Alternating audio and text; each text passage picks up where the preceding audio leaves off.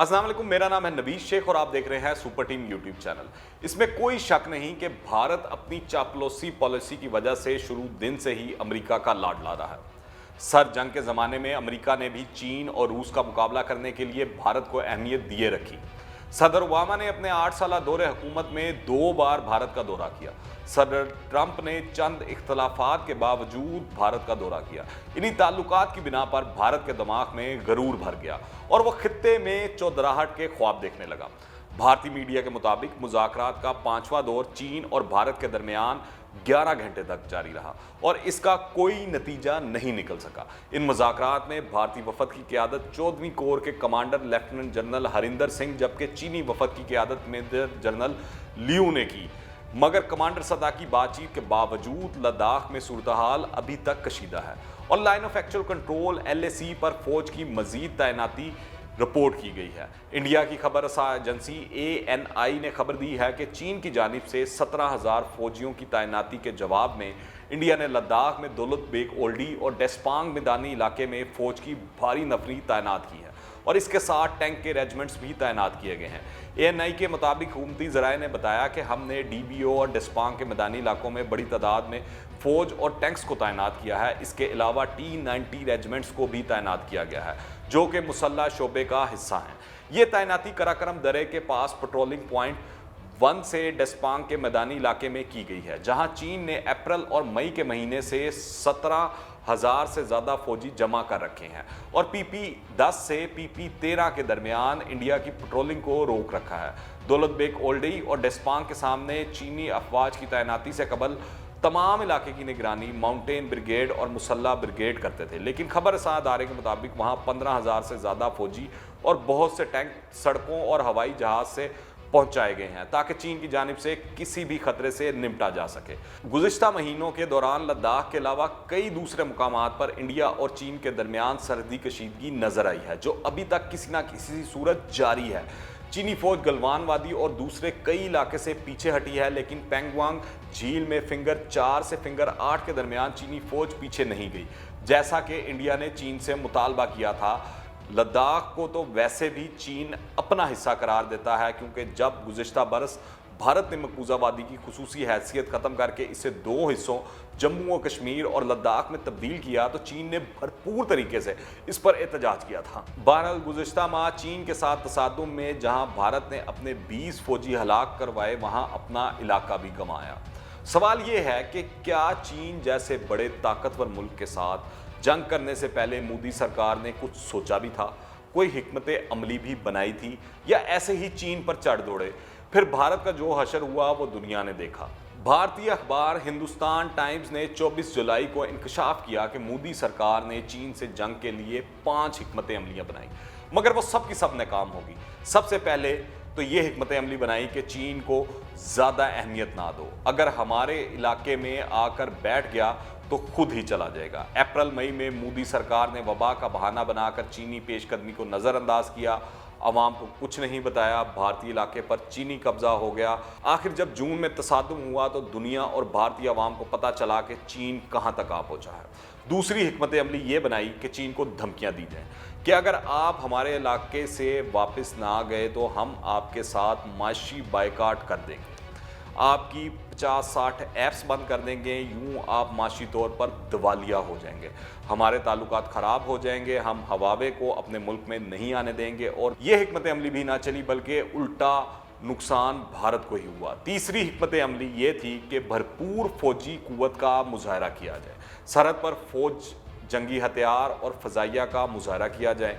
चौथी हिकमत अमली ये थी कि कब्जा हो गया है, अब दुनिया में शोर मचाया जाए और वबेला किया जाए कि चीन हम पर चढ़ दौड़ा है, यूँ दुनिया हमारी हमायत में दौड़ी चली जाएगी और चीन के खिलाफ हमारी मदद करेगी। हमने देखा कि किसी मुल्क ने भी भारत की हमायत में आवाज़ नहीं उठाई। खित्ते के ममालिक नेपाल, भूटान, श्रीलंका, बांग्लादेश जो कल तक भारत के गुलाम बने हुए थे, आज इसकी हमायत में एक कदम भी आगे बढ़ाने से इनकारी हैं। ईरान जिसकी चाबहार बंदरगाह पर भारत ने अरबों डॉलर्स की सरमायाकारी की, भारत को अपने हाथ तमाम मंसूबों से निकाल बाहर किया। अफगानिस्तान जहां बैठकर हिंदुस्तान पाकिस्तान में दहशतगर्दी करवाता रहा है और वो भी खामोश है। तो यूं भारत की यह हिकमत अमली भी नाकाम होगी। आखिर में भारत ने मुज़ाकरात की हिकमत अमली अपनाई कि चीन के साथ बराबरी की सतह पर मुज़ाकरात किए जाए। अब तक मुज़ाकरात के 5 दौर हो चुके हैं मगर कोई नतीजा नहीं निकला। हाँ, ये ज़रूर हुआ कि चीनी फौज भारतीय इलाके खुसूसन लद्दाख में जहां तक घुस आई थी और दोनों फौजें आमने सामने आ गई थी, वहां से 2-2 किलोमीटर वापस जाने का फैसला हुआ और इस खित्ते को बफर जोन करार दिया गया, यानी यहां जंगी सरगर्मी नहीं होगी। भारतीय सरकार इसी पर खुश है, मगर शायद मोदी को किसी ने ये बात नहीं बताई कि तुम्हारी फौज अपने ही इलाके में पीछे हट आई है और तुम्हारे अपने ही इलाके को बफर जोन बना दिया गया है। चीनी फौज तो जूं की तूं गलवान वादी में बैठी है, जहां से गलवान दरिया के पानी का रुख मोड़कर इसने भारत को प्यासा भी कर दिया है। ये तो थी मोदी सरकार की चीन के खिलाफ जंगी हिकमत अमलियां और नाकामियां। मगर अब भी मोदी पुरुम्मीद हैं कि अगर इनको राफेल तैयारे मिल गए तो चीन की ईंट से ईंट बजा देंगे। तो चले 5 अदद राफेल तैयारे भारत को मिल चुके हैं, मगर इनको चलाने के लिए भारतीय पायलटों को अभी ट्रेनिंग भी दी जाएगी, जिसमें जाहिर है कुछ वक्त लगेगा। देखें कब भारत चीन को नाकों चने चबवाता है। मजीद जानने से पहले अगर आपने अभी तक इस चैनल को सब्सक्राइब नहीं किया तो इस चैनल को सब्सक्राइब करें, बेल आइकन को प्रेस करें ताकि ताज़ा तीन अपडेट्स और नई वीडियोस आपको बर वक्त मिलती रहे। खित्ते में हमसाया ममालिक के साथ भी भारत के ताल्लुकात जा रहे ना रहे हैं। नेपाल, भूटान की मईशत खारजा पॉलिसी भारत के हाथों में ही रही है, जिसकी वजह से ये ममालिक तो भारत को आंख उठाकर भी नहीं देख सकते थे। भारत के हमसाये में बर्मा और दूसरी तरफ श्रीलंका भी इस काबिल नहीं कि भारत के साथ आंख मिलाकर बात कर सके।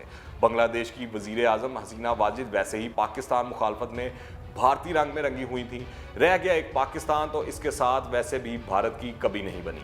मगर भारत को ये इल्म ज़रूर है कि पाकिस्तान वो वाहिद मुल्क है जो इसके साथ पंजा आजमाई कर सकता है। बात खित्ते के छोटे ममालिक तक ही नहीं रही, बल्कि भारत ने अमरीकी शय पर चीन के साथ भी इस जारहाना रवैये का इजहार किया तो इसको मुंह की खानी पड़ी।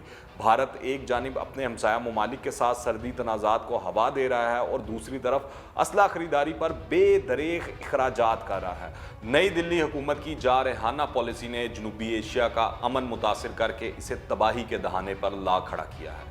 इसीलिए चंद रोज कबल army chief general Qamar Javed Bajwa ने हैवी इंडस्ट्री टेक्सला में चीन और यूक्रेन के तामुन से तैयार करदा टैंक अल खालिद 1 को फौज के हवाले करने की तकरीब में खिताब करते हुए कहा, 2 टोक अल्फाज में बावर करा दिया कि हमारी दिफाई और ऑपरेशनल तैयारियां मुकम्मल हैं और हमें इश्तियाल दिलाया गया तो पूरी कुव्वत से जवाब दिया जाएगा। इसके बावजूद मोदी सरकार के जुनूनी तोसी पसंदाना अज़ाइम में कोई कमी वाक़या नहीं हुई और इसकी सिविल और अस्करी क़यादतें आज भी हिजानी कैफियत में पाकिस्तान की सलामती चैलेंज करती नजर आती हैं। राफेल पर जो भारत की ट्विटर ट्रोलिंग हुई है वो भी बड़ी दिलचस्प है। सिर्फ पाकिस्तान नहीं, दुनिया भर के सहाफ़ियों और लोगों की जानिब से भारत का खूब मजाक उड़ाया गया, भारत को इसका असल चेहरा दिखाया गया। चंद मशहूर ट्वीट्स मैं आपको बता देता हूं, जैसे रूस से ताल्लुक़ रखने वाले एक सारिफ माइकल बोरिस ने एक ट्वीट की जो बहुत मशहूर हुई कि राफेल पाकिस्तान मत भेजें वरना पाकिस्तानी पायलट्स बड़े परिंदों का शिकार करना खूब जानते हैं। इन बड़े परिंदों को मेरा ये ही पैगाम है कि अपने घोंसलों में रहें और महफूज रहें। इसके अलावा ऑस्ट्रेलियाई सहाफ़ी डेनिस फ्रीडमैन ने गौतम गंभीर की ट्वीट के जवाब में लिखा कि इस बात को यकीनी बनाएं कि ये तैयारे सरहद अबूर ना करें वरना वो जादुई तौर पर स्क्रैप में तब्दील हो जाएंगे। दुनिया भर से ट्विटर पर लोगों ने भारत को ना सिर्फ पाकिस्तानी एयरफोर्स से छेड़छाड़ ना करने की वार्निंग दी, बल्कि कई सार्फिन की जानिब से इन्हें 27 फरवरी की याद भी दिलाई गई, जब भारत का मकरू चेहरा दुनिया के सामने बेनकाब हुआ और भारत को दुनिया भर में जिल्लत और रसवाई का सामना करना पड़ा था। कई लोगों ने तो इन्हें अभिनंदन की चाय भी याद दिलाई। कुछ मनचले सार्फिन ने यह तक कहा कि राफेल भारत पहुंचने के बाद पाकिस्तान में चाय की पत्ती की कीमत भी बढ़ गई है। कुछ ने लिखा कि ये तैयारे एक मरतबा फिर चाय पीने आ रहे हैं, जबकि भारतीय तैयारों को निशाना बनाने वाले पाक फ़ज़ाइया के बहादुर विंग कमांडर नुमान और स्क्वाड्रन लीडर हसन सिद्दीकी की तस्वीर भी शेयर की गई।